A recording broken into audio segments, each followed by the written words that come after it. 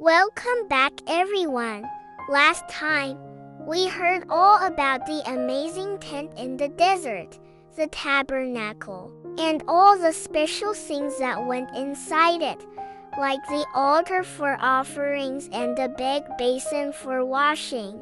Everything was made just the way God commanded, right down to the smallest detail. Now, in Exodus chapter 39, we are going to see the very last pieces of this incredible project come together. And yes, they were just as beautiful and special as everything else, because they were for the priests, Aaron and his sons, to wear when they served God in the tabernacle. Imagine a beautiful, colorful outfit, almost like a superhero costume, but for serving God. The Bible tells us that they made the special garments for Aaron to wear when he served as a high priest. They used the finest blue, purple, and scarlet yarns, all spun with glittering gold threads. They made a special vest called the ephod, with 2 shiny onyx stones on the shoulders,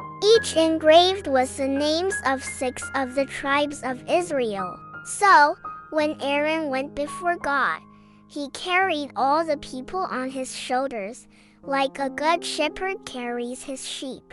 And then there was a breastpiece, a very special square piece of cloth, also made with gold, blue, purple, and scarlet. On it were 12 sparkling gemstones, one for each of the 12 tribes of Israel. Each stone was different and beautiful, just like each of us is unique and precious to God. This breastpiece was called the breastpiece of judgment because it helped Aaron make wise decisions for the people. They also made a robe of blue, worn under the ephod, and a fancy turban for Aaron's head, with a shining gold plate on the front that said, "Holy to the Lord." Even the smaller garments for Aaron's sons were made with care and precision, all from fine linen. The Bible keeps telling us over and over again that they made them just as the Lord commanded Moses.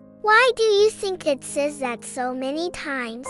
It's to show us how important it is to follow God's rules. Every single stitch, every color, every piece of wood for the tabernacle, and every garment for the priests was made exactly as God instructed.